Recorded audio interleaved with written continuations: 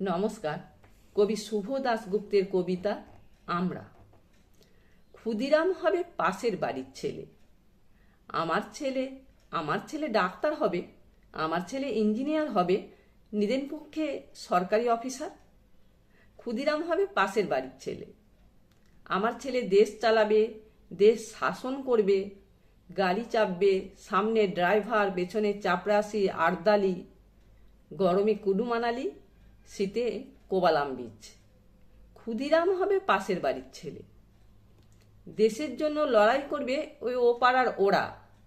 আমার ছেলে ঘাড় গুঁজে কেরিয়ার বানাবে, বিজ্ঞান শিখবে, অঙ্ক শিখবে, কবিতা শিখবে, বড় বড় মনীষীদের জীবনী পড়বে।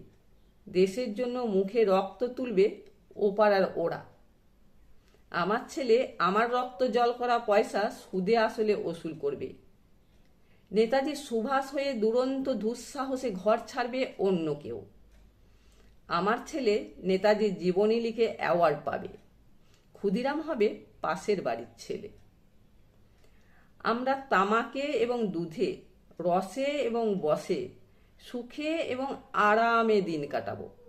দেশের মুক্তি প্রাণের মূল্যে কিনে আনবে অন্য কেউ।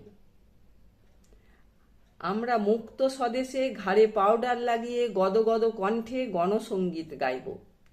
সারে জাহা সে আচ্ছা ইয়ে হিন্দুস্থান হামারা। ক্ষুদিরাম হবে পাশের বাড়ির ছেলে।